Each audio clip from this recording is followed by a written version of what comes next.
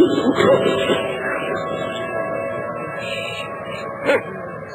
listening to The Hour of Time. I'm Pooh. And I'm William Cooper.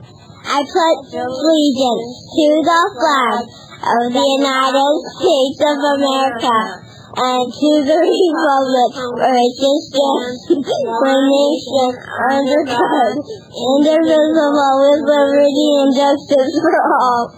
Wow. It's a giggle marathon.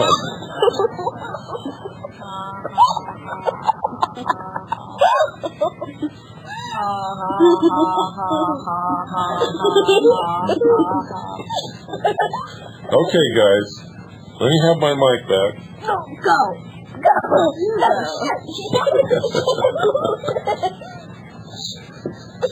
Okay, folks. That was the Pledge Girls. The original Pledge Girls. Welcome once again to the Hour of the Time, broadcasting to you from Wichita, Kansas, in the Ramada Inn near the airport. Having a great time. Right next to the zoo. Sedgwick County. That's right. How'd you know? Sedgwick County. Tonight we've got a guest that's going to, I don't know.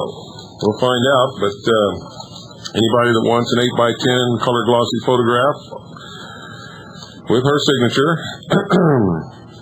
please write Ramada Inn, Wichita, Kansas.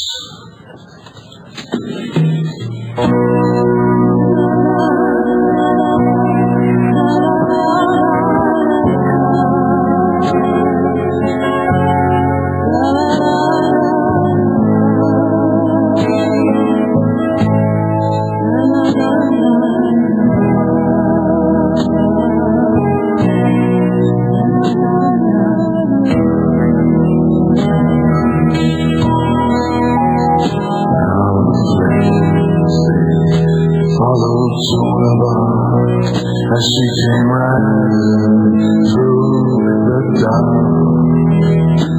no moon to keep her arm brave, and no man to get her through this darkness, very smoky night. She said, I'm tired of the war. The kind of work I had before, with a wedding dress, something white to welcome what happened now.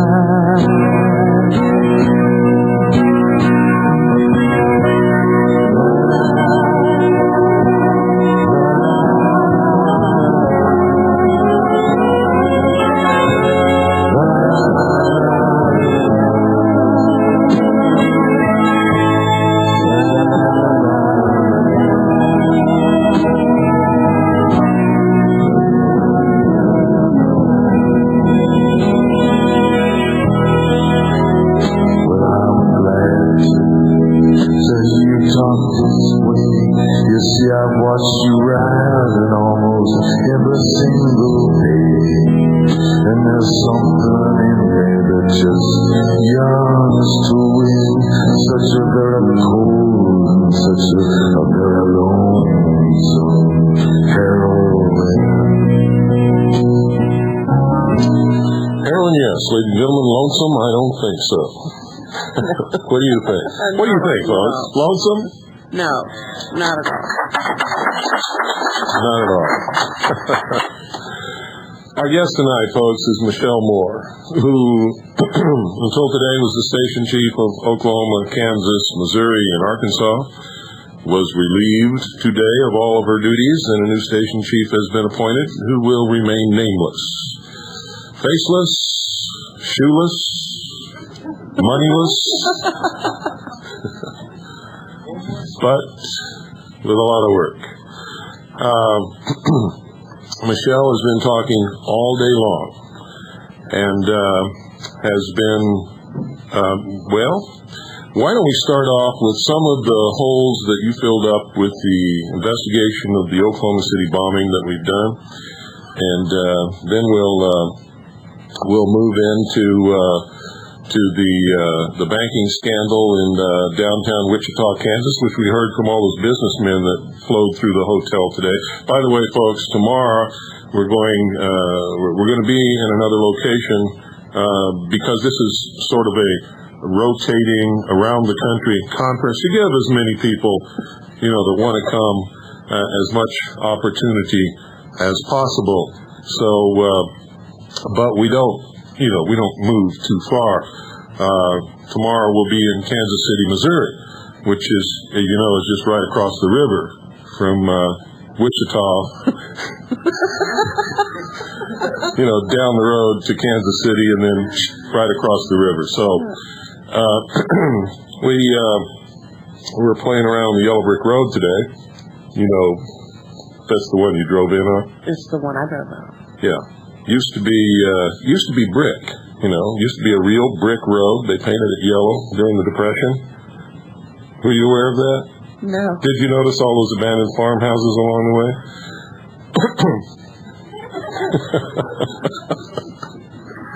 Hello, are you here, Michelle? Earth to Bill, come in. Earth to Bill, come in. We're having a great time. I don't have a clue what you're talking about. Well, if you don't say something, I'm going to bring B up here. Well, let's talk about a few things in the for instance, today you filled us in on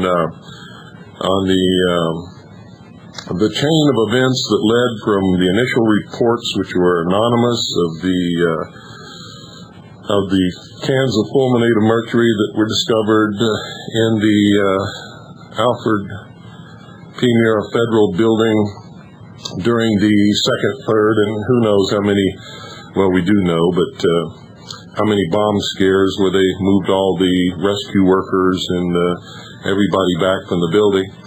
And it took us a while knowing that we had these reports anonymously, and we felt that they were solid reports, but an anonymous report is really nothing that you can work on, so we had to verify. So why don't you take it from there and just talk about where that led and how long it took to really get any real leads.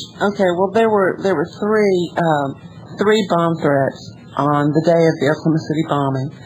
And on the 20th of April of 95, you received I don't know when you received the calls, but you made the announcement that you had received 3 anonymous phone calls reporting multiple canisters of fulminate of mercury with mil-spec numbers on them and detonators attached and so forth and so on near the elevator shaft on different floors of the building. And 2 of them were reportedly firefighter rescue types, and one of them said he was the father of one of the firefighters. And I couldn't really use that information because they called you, they didn't call me, so it was secondhand information to me, and there was no way I could do a double check or a confirmation of the story. So it sat on the back burner like most anonymous reports do until we can acquire independent confirmation. What we were talking about in the lecture today was that confirmation of anything needs to be comprised of at least 3 independent, unrelated sources telling the identical same story. And here we had these 3 anonymous reports, but because they were anonymous and secondhand to me, I couldn't use them as confirmation of each other. So we sort of sat on that thing for a long time and just waited. And then in the May 95 issue of Relevance magazine, Public Information Officer Bill, I just went brain dead on his last name, Bill Martin, gave an interview in which he reported that he knew of the reports of the fulminate of mercury, and he didn't really have a problem with them because he knew this was part of the BATF's, training stuff. But he knew that they were there. Then when I interviewed him, he denied the story, conveniently forgot the name of the magazine, to whom he granted the interview.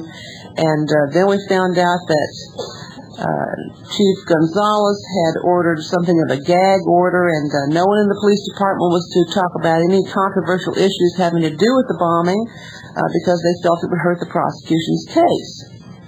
And then along came an eyewitness, a nurse, who had been on the scene all day long doing rescue and counting bodies and so forth. Excuse me.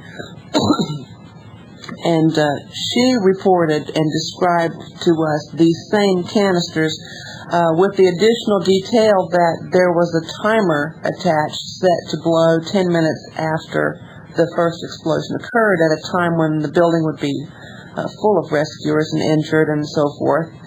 And then just this past week, we finally came up with the names of two gentlemen in public service, a branch of public service, who have first-hand knowledge of it and are finally willing to go public. So it took 16 months to confirm that one fact that started out as anonymous reports from concerned and freedom-loving civil servants to you. And now that we've got it, we can run with it. Okay. What is the first thing that comes to your mind that is significant about this? About the fulminate of mercury? Yes. Well, it's an intensely regulated substance used by the military.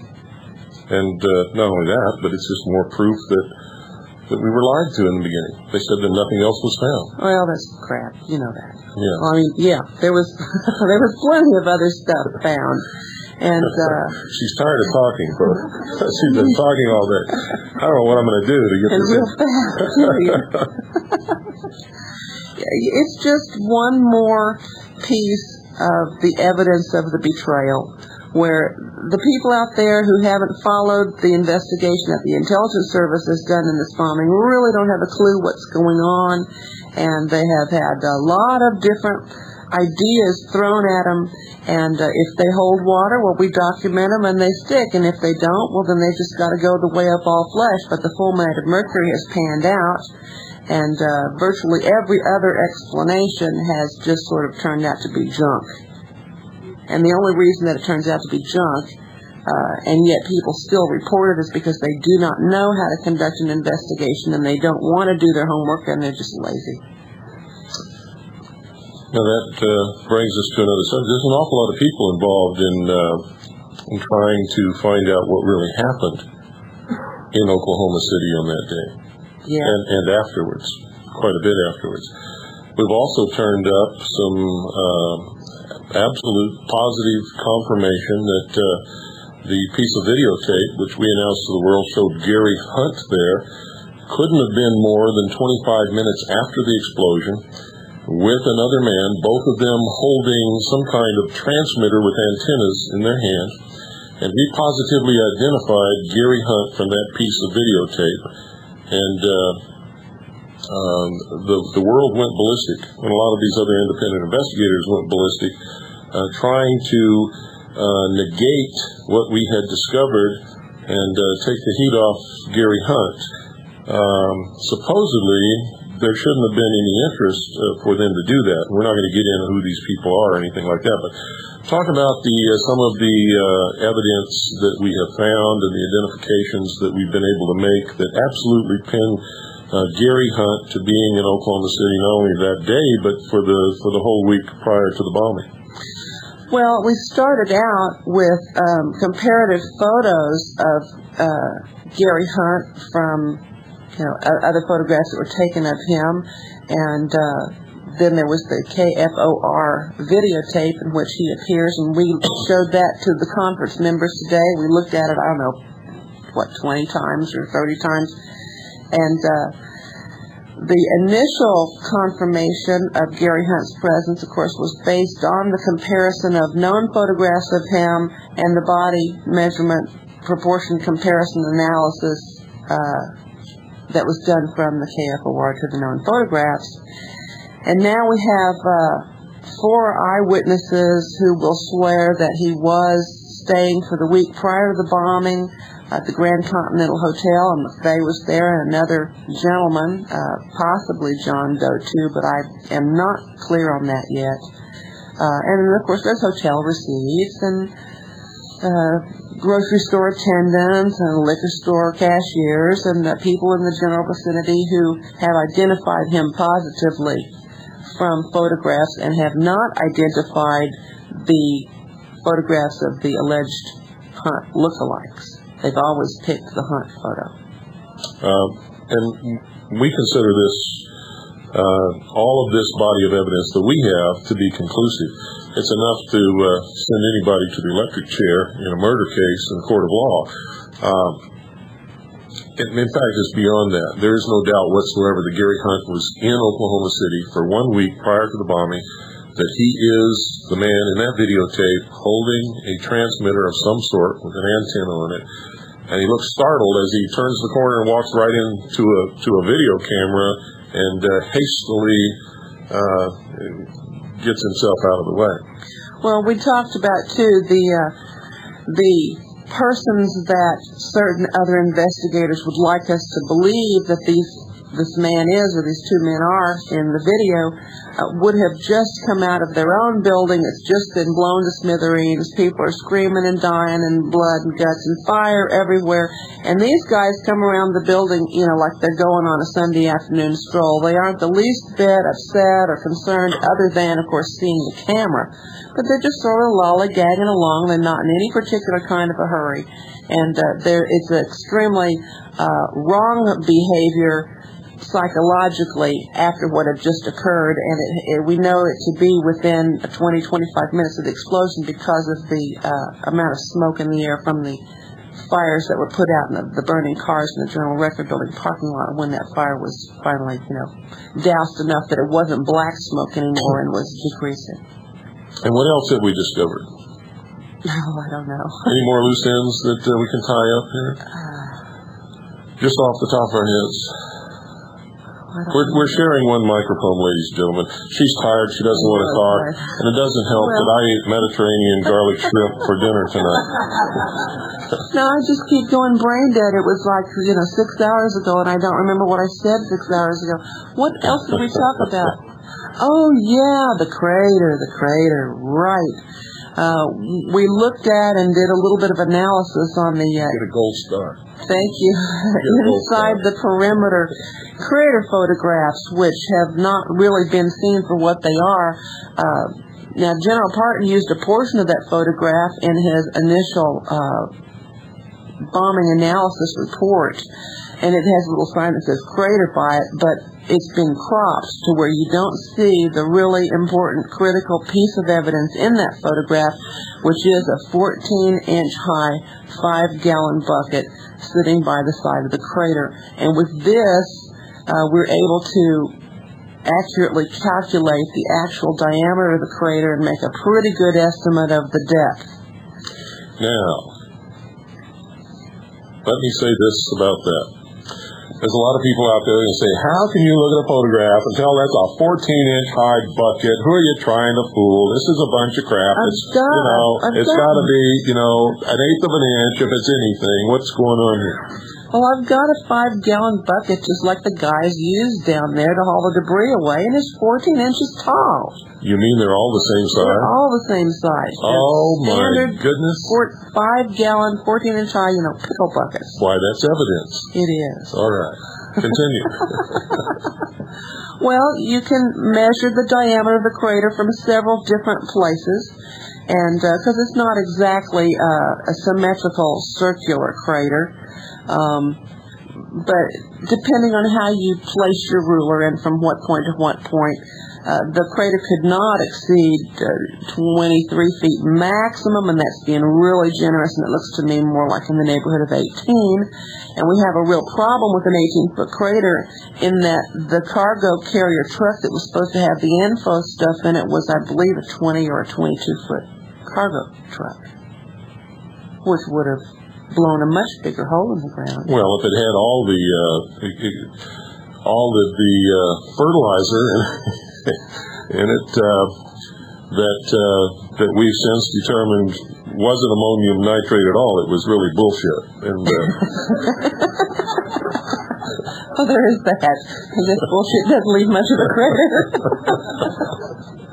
and if it really had the amount of ammonium nitrate that they say that it did, soaked in diesel fuel or mixed in barrels or however it was, that much ammonium nitrate, according to explosives experts, is not a high explosive, but it's a low explosive used for ditching and cratering. That's and right. We need a pushing and a shoving motion.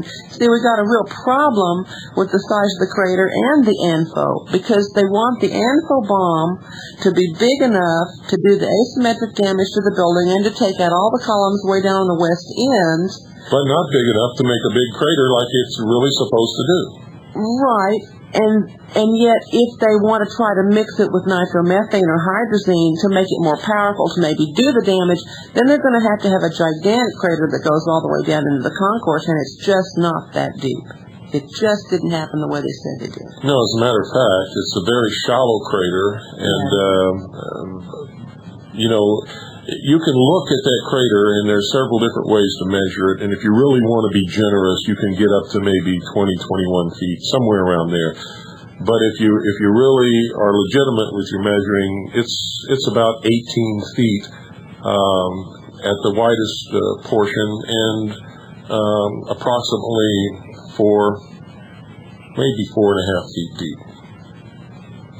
That sounds about right to me. There are human beings in the photograph standing right on the edge of the crater, and if we take a short average measurement, say for an average man 5 foot 10 inches tall, the man on the edge of the crater standing in the bottom of the crater, probably it'd be shoulder height, something like that, maximum. I don't even think it would be that high. I really don't. It's difficult to tell. I find it difficult to tell. The significant thing to me is that the crater isn't a big enough diameter for a truck that huge. The truck had to have blown a crater bigger than the truck. The truck itself, according to the testimony of the officials, was completely destroyed. And what was the biggest piece they found? An axle. Yeah, that's real odd, too, because I'm getting mixed reports on that where you have leaks. Okay, leaks. There are no leaks, but we got leaks coming out of the prosecution and the Fed saying that they've got enough pieces to reconstruct the vehicle in the courtroom. And I'm going, right, this is going to happen. Super glue and masking tape, maybe. So it's just a bunch of junk. I'm not even sure at this moment that there really was a Ryder truck, if you want to know the truth, that blew up anything. I'm not either. Also, because we have witnesses who were out there, 1 minute before the explosion occurred, and they said there were no trucks of any kind parked in front of that building. Right. Only automobiles. Right, and we obviously have Ryder trucks in the area. We know we've got 2 Ryder trucks in the area at opposite ends of downtown at about the same time of the morning. But whether or not any of them actually pulled up in front of the Moore building and did the dirty deed, I don't think that's how it happened. I can't find any witnesses to put it there, and Stephen Jones says that the truck and his client are not in any of the surveillance videotapes. But we don't know about that either because nobody's being allowed to see them. This has been a long day. This is a long hour already, and it's not even down to the halfway point. Also, we discovered a discrepancy in the location of the crater in relationship to the building, which is significant. There have been implications made by the discredited propaganda press that a location of the crater near where we now find it to be would somehow discredit General Parton's report. And the truth of the matter is, it makes his report all the more devastating. Would you like to discuss the real location of the crater and what that means in relationship to the report given to the media and given to us, which we broke as a scoop for the world on this broadcast? Yeah, we did. Well, when General Parton prepared his initial report in, I guess it was May of 95, then he did a revised version in June, and then there was a final version released in, I think, July 30th of 95. He used the best information available to him at the time, and it was very difficult because he was working with photographs, he was working with testamentary evidence, and the building had been imploded, and you just couldn't tell where Diddley Squat was. So he placed the crater as best he could with the best information available, and did his calculations of pounds per square inch from the explosion based on the location of the crater, which was between A4 and A5. Who was I talking to about that earlier? Between A4 and 5, right? But that's where he originally put it, was between 4 and 5. Right. And then, earlier this year, William Jasper, the New American Magazine, came across some information that led him to believe that unnamed parties were trying to somehow move the crater to another place closer to the giant scooped out asymmetrical part of the damage to the building. And then he was trying to say that it didn't happen that way. Well, we investigated it very, very closely, spent a long time looking at that and taking measurements and drawing lines and placing the actual crater where it actually was and using the AP overhead laser photos and so forth. And the actual placement of the dinky, tiny crater was 8 feet off. The actual crater was located between A3 and 4, so it is 8 feet to the east of where General Parton placed it. Those of you who have copies of his report at home, you can look at it and you'll see what I'm talking about. Move the crater 8 feet to your left or to the east. And yes, that moves the source of the explosion closer to the big gouged out part of the building, but what makes it such a stronger case for Parton having internal explosions on the columns is that it moves the truck farther away from A8 and A9 and these other columns that went down on the west end, and you move them that much farther away and there's virtually no pounds per square inch to take anything down at that end of the building. And even where it was impossible that the explosion could have taken those steel reinforced concrete pillars down, and now there's no question whatsoever. Right, it's really impossible now. So this actually strengthens General Parton's report, makes him the most credible explosives expert who has commented and investigated and reported on this. Well, the FBI is trying to use this little discrepancy to discredit his report by saying that by moving the explosion closer to the cutout portion, it makes it all the more likely that the lone truck bomb did the big scooped out part of the explosion, but it just couldn't happen that way because there was a whole bunch more of the building that came down as well as that scooped out part. So the feds, they're a mess. They don't know what they're doing. I can't take it anymore. Radio, Mr. Mike Gavin's call to Mr. Larry Bowden. Do you want 661-971-3428-4955, 661-8810, or 479-2240, operator? 661-8810. You got extension 495, 368, 412, or 812? 812. Operator? Yes. 812? Right. That'd be 812-661-8810. Area code 513, is that correct? Right. This call coming from area code 615? Yes, it That is. would be Nashville, Tennessee, is that right? Right. Okay, so we're talking, let's see, 615, that's into 513, which is Cincinnati area 661-8810. Is that number by any chance 327-3768? 327-3918. 3918. Is that extension 406, 609, 302, or 204, operator? 302.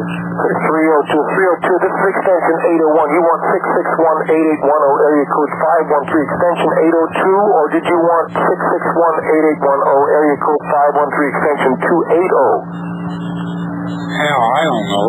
Okay, ask the gentleman what he wants. We have 4 extensions. We wanted Mr. Mike Gavin. Mr. Mike Gavin? That's right. Do you know what extension he's at? Extension? I believe Mr. Gavin's extension is 406. Our last week was 527, then 204 and 429. 429 was disconnected last week, which would give us 204. Can you hold on just a second? All right, thanks. 402, shipping. Yes, Mr. Mike Gavin, please. Mike Gavin, operator, wrong extension, 591 or 268. This is 402. Last week we were 509, which was disconnected. You want 661-881-0502 or 409, operator? Oh, Mr. Mike Gavin. We want to talk with Mr. Mike Gavin. Mike Gavin, yes. Well, this is the right number, but there are several different extensions. Well, no, now, if you want 409, 405, 406, or 208, Mr. Gavin can be reached at one of those connections. Operator, I think I'll call back later. Thank you, sir. Okay. Thank you, operator. Operator, you get me? Hello, this is Mike Gavin. Mike Gavin? Rats. Nobody on the line. Ladies and gentlemen, you're listening to the Hour of the Time, brought to you by Swiss America Trading. We're coming to you from beautiful Wichita, Kansas. Tomorrow we'll be in Kansas City, Missouri, I think. Everybody ready to caravan? Okay. Yep. Move them out. Move them out. What was I talking about? Swiss America Trading. Oh, yes. Frank is back from vacation. I just talked to him the other day, and if you haven't called in and talked to Frank about getting your hands on some real money, I suggest that you do so. You know, it's amazing how many people here at this conference have real money. Somebody came up to me and wanted to they want to buy something that Annie's got over there on her table and asked me how many silver dollars I wanted for it. And I forget what I said. I don't even know if he bought it. But anyway, it's an indication that the people here understand what real money is and what it's all about and are using it. You'd be amazed at how many people I run into who deal only in silver coin and occasionally in gold coin. You'd also be amazed at how good a deal you can get when you walk in somewhere and offer somebody gold or silver. You know, if everybody would start trading in gold and silver coin again and just cut out the robbery system that they call the Federal Reserve, just guess how quick we could have this country back in the proper ownership of the American people, out of the debt-creating money system. It's based simply on the fact that if you need money, you have to borrow it. Most Americans don't understand that our money is put into circulation by borrowing. If there were no money tomorrow, you can create all you want just by going in and borrowing. It starts as a bookkeeping entry, and it's put into circulation by electronic transfer, checks, things like that. It doesn't really exist. And if everybody went to the bank tomorrow to draw out the cash that they have deposited in their bank, they would find out that it does not exist.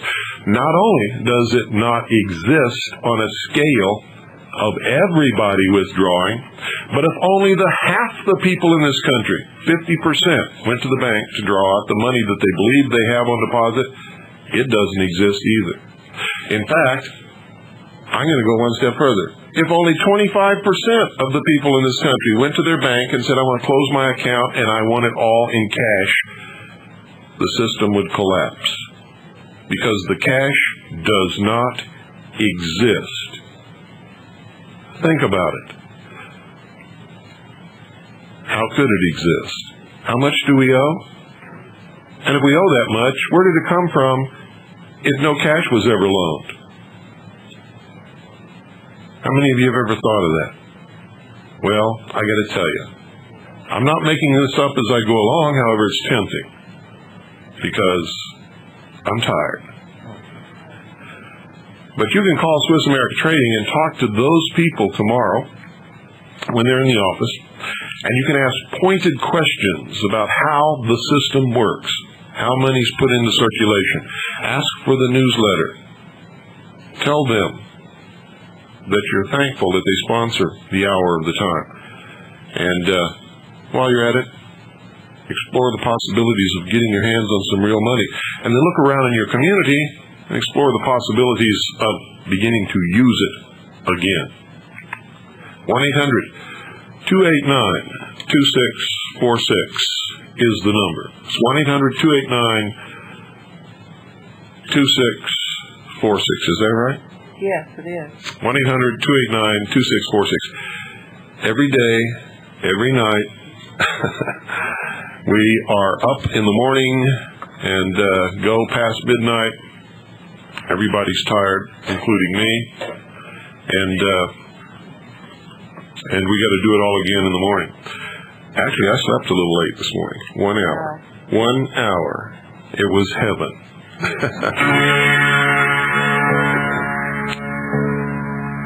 What is this?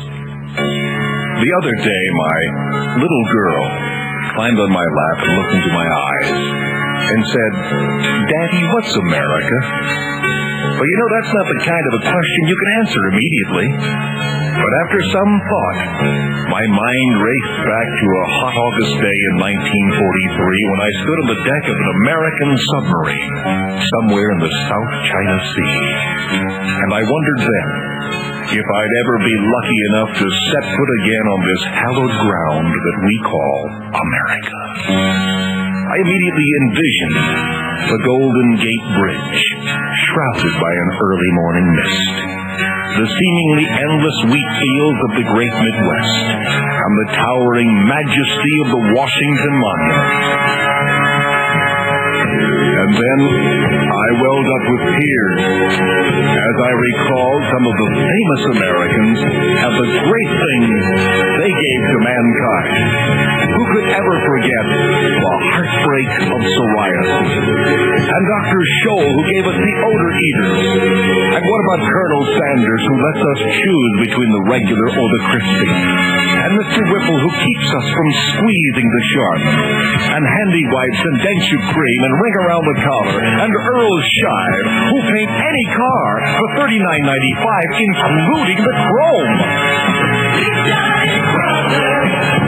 We've done it hand in hand. We've done it, sister. With love we build this land. It's been 200 years of blood, sweat, and tears.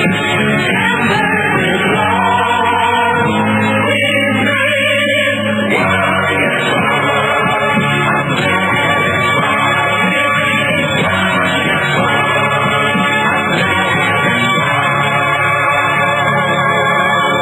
Sure, America's wonderful.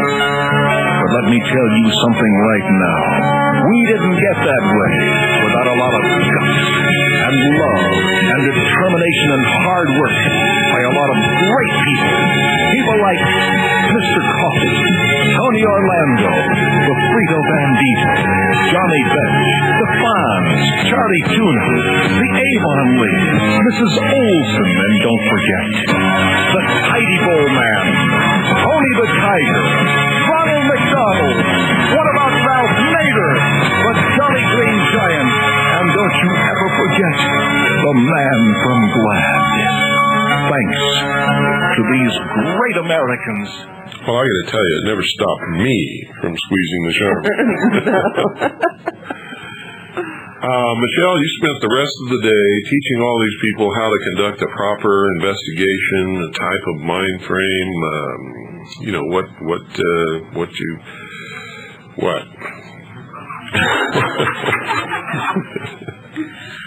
Well, we started by going over the ABCDEFG principles of investigation and research, which is a 7-step. Are we still on? Yeah. Okay. She just left the mic. I don't believe it. I don't want to go brain dead in the middle of this. Go ahead. It's a 7-step Don't mind me. procedural. Don't mind you. You got to be kidding. I'm ordering pizza. Good.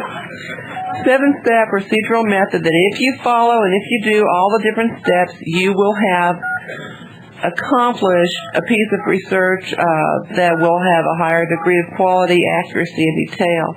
And A stands for attention to detail, B stands for balanced perspective, C stands for confirm and conclude, D stands for double check and decide, E stands for examine your options, F stands for formulate your strategy, and G is go for it. And we spent a couple of hours going into great detail of what each one of these means, how it's applied, and what the implications are of doing it. And we also did exercises where they got to practice them. It was really very beneficial. All right. How you doing? Are we still on? Okay.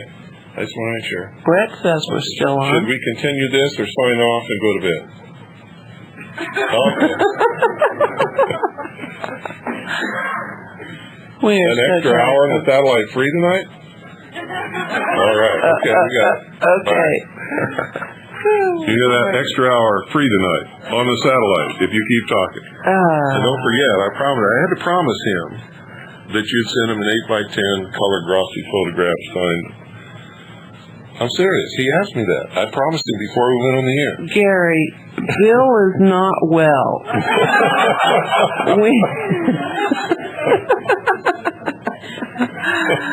We'll just have to leave it at that.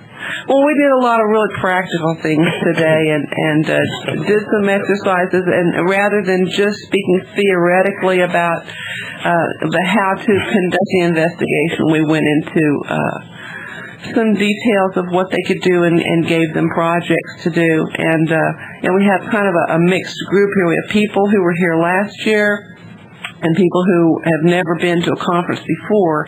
And so you can't just pick up where we left off last year, or your new folks are kind of lost. So we tried to find a middle ground where we'd covered the same basic principles, but in a more methodic and practical application manner. So it was more immediately useful.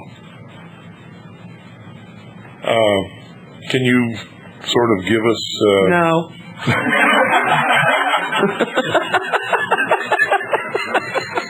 This is the hardest broadcast I've ever done.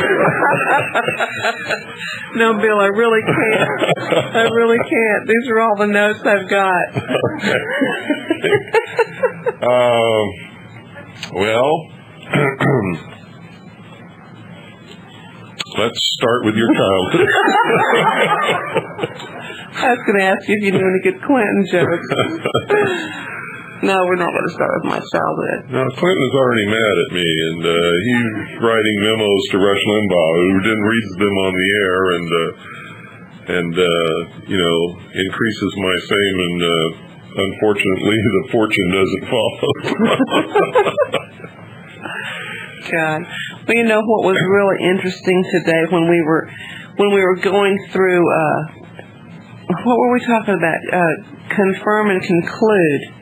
And we went through that one moment on April the 21st, which was the Friday after the bombing, the day that all of a sudden the militias were responsible for every evil that happened to mankind since the Earth's crust cooled. Beep. And we had the news anchor of KTOK Radio sort of vamping along, waiting for the satellite feed from John Belmont and ABC News to start the Decker, Michigan raid news report. And he was just filling in the time, waiting for that satellite feed to start. And out of the clear blue, and we just, of course, always happen to have tape rolling, he just happened to tell us this wonderful story about how there was bad blood between the FBI and the CIA because one organization was supposed to have known a little bit about the bombing before the bombing happened, and the other group didn't know, and they were PO'd at each other. And when I told you about that report, when I initially heard it, you said, well, to get a follow-up. So I had David do the interview with Jerry Bonin, and what are you doing? You're not paying attention. He's your husband. I'm not taking him home. I'm just whispering in his ear. That's all. It's okay. Oh, God, you guys in radio land, you just don't know what today's been like. It's been really wild. Well, anyway, we followed up with Jerry Bonin and learned an awful lot more. And because of this one little piece of attempted confirmation, the intelligence service was aware within 51 hours after the bombing that we were working with multiple McVeighs and with foreknowledge on the part of the feds. And that those were two subjects that nobody would touch for months and months and months. And we tried to tell everybody, and we began to get information that confirmed those confirmations. And a lot of the independent investigators in this town laughed me off of the planet because of that. Then they came up with their confirmation to confirm mine, and now they're still angry at me about it. Because they weren't first. I think everybody around here is going to be pretty angry when your book hits the street. I because can't help that. It puts all of the people who are spinning around in cul-de-sacs back on the straight road where they don't want to be. No, they don't want to be there, and it's just too bad if they don't like it, Bill.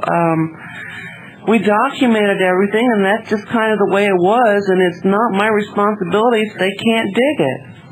It's what happened, it's what the evidence shows, and folks can read the book and put it together and look at the documentation and all of the stuff that's there and come to their own conclusion about it. But what they're going to come up with every single time is that the feds are pulling a big deception, and what they've been told happened is not what happened at all. That's correct. That it's not what happened at all. Right. So what happened?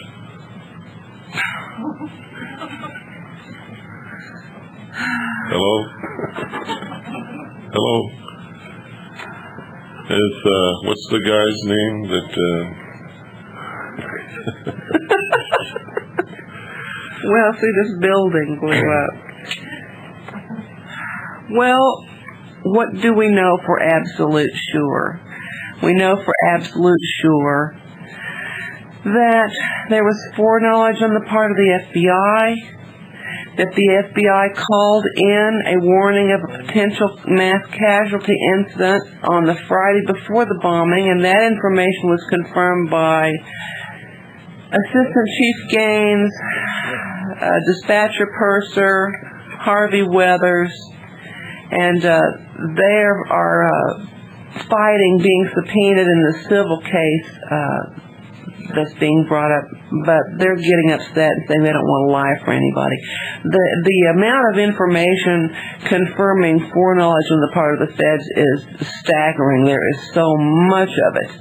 So we've got feds with foreknowledge, trucks that couldn't have done the damage, multiple McVeighs, lots of Ryder trucks everywhere, no ammonium nitrate residue in the independent tests, an absence of radioactive isotopes in the lab tests, asymmetrical damage to the building that couldn't have been done by one street bomb. It just goes on, and two explosions, man. Boy, you say, well, what really happened? An FBI, you better read the book. An FBI lab official who is now stating that the Federal Bureau of Investigation lied on the stand when they said that McVeigh had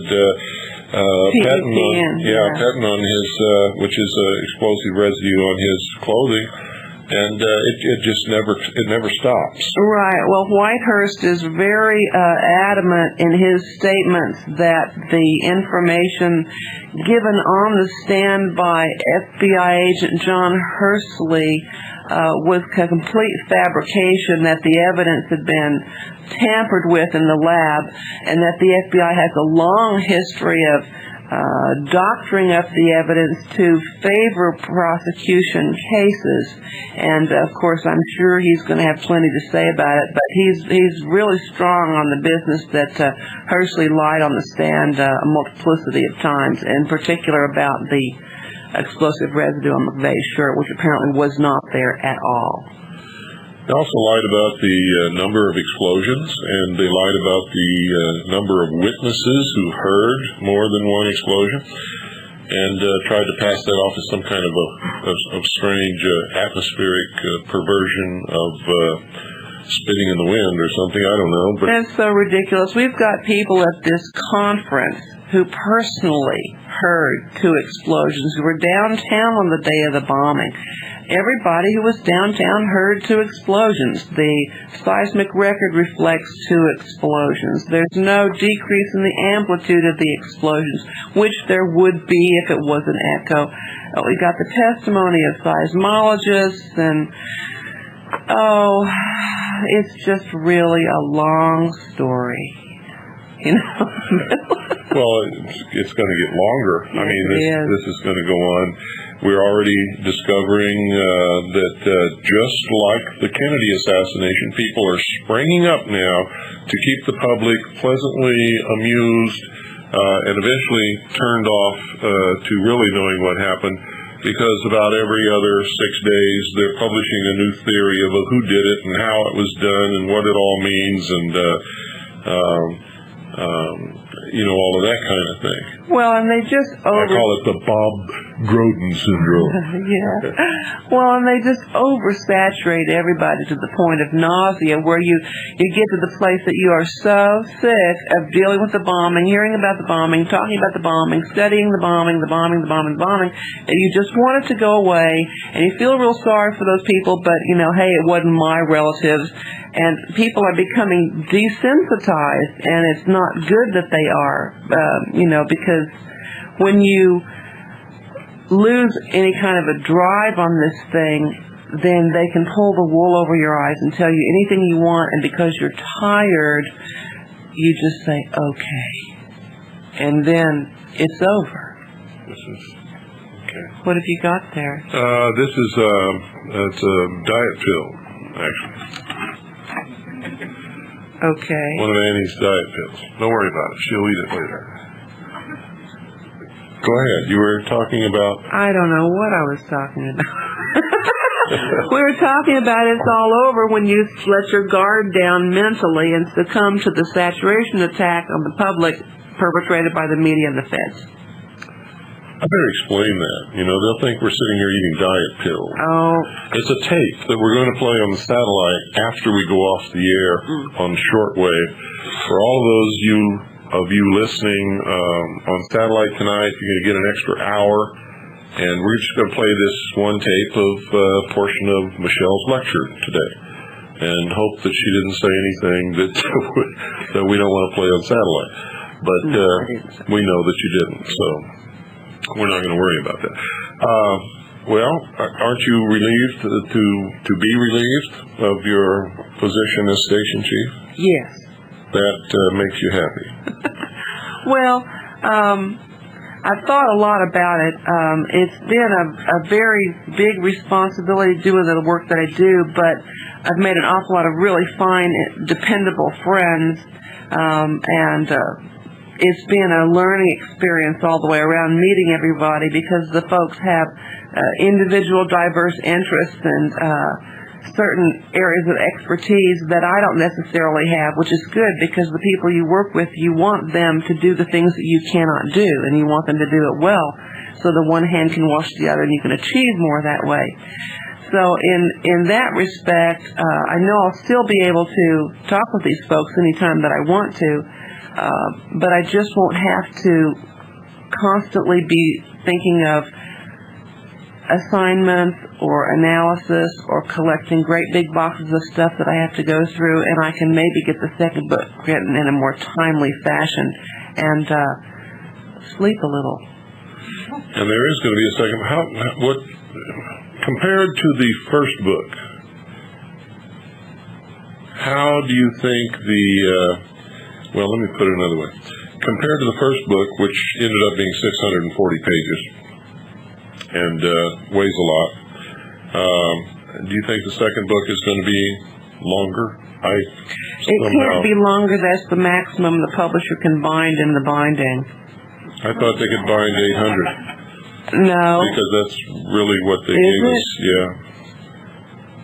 Well, that's true. They can bind 800. The possibility exists. It could be longer. It gets a little more difficult as you move forward in the chronology of time in the bombing investigation, because the information becomes less clear-cut, more convoluted. A lot of it's more disguised. Your stories begin to disappear. Your witnesses begin to be threatened. We got 5 people who turned up unexpectedly dead who were eyewitnesses on the scene. Lots and lots of things to deal with in enough detail that there's absolutely no mistaking what's really going on here, and that I hope will be part of Volume 2. Okay, and it's going to cover a lot bigger period of time. Oh, yeah.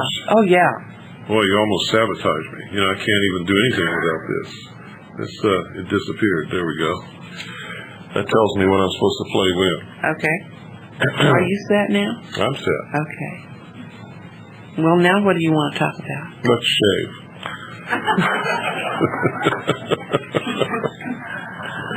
Let's shave, he says. Well, it's been a long time since I'm 5 o'clock shadow, and what time is it? It's 5 till 12. It's 3 till 12. I don't know. My eyes are getting really blurry, Bill. I can't read that clock.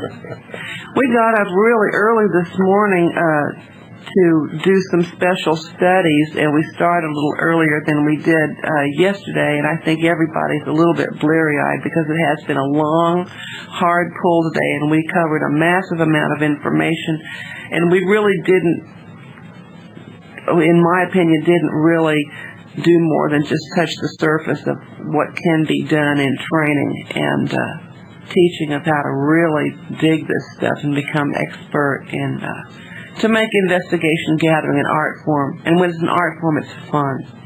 And it's got to be fun.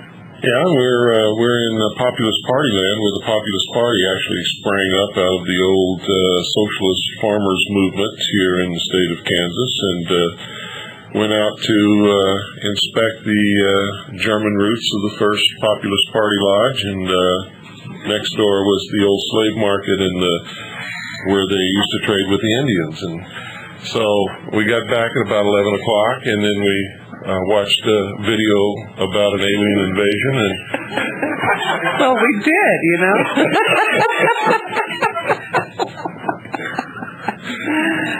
You guys who didn't come to the conference this year, you don't know what you missed. They were just having a blast. You really need to be here. Don't miss it next year, no matter what. Yes, especially no matter what.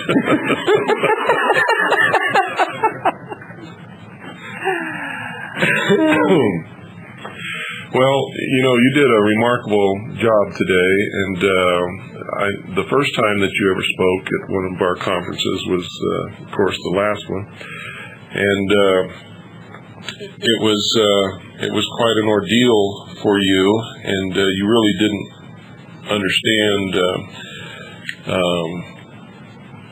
time constraints. Time constraints, yeah. And I think you ended up speaking for about 12 or 13 hours, and we managed to put that together on videotape, brought it down to 9 hours, which don't order them, folks, because we don't have any more. We made available and sold them all out, which was an incredible presentation. Well, actually, I understood time constraints perfectly, but you're the one who said, well, go until you're done. It doesn't matter. So we went until we were done, and it was 12 hours of material. Well, that's okay. All I had to do was bring in the potatoes before the frost. Right. Well, it was a wonderful time, but we're a little more organized this year and more concise. Okay. Thank you, Michelle, for consenting to sit here and be silly with me for 1 hour after having been so serious for so many hours all day long. I think it's incredible. And I really appreciate it. Thank you very much, Bill. For those of you on satellite, stick around. Don't go away, because you're going to hear another hour of the hour past the hour of the time. Good night, folks, on shortwave, and God bless you all.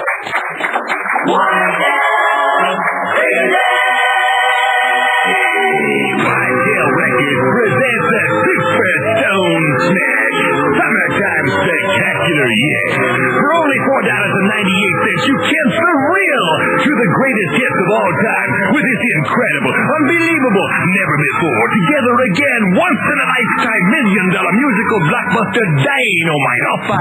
Hey, you're gonna get 10,000 monster smash albums by Judy and the Deadbeats, yeah. By Gino and the Fantastic Teachers, hey. And Dig on Fino and the Barbatov, yeah. And Ronnie and the Ripmos, yeah. And if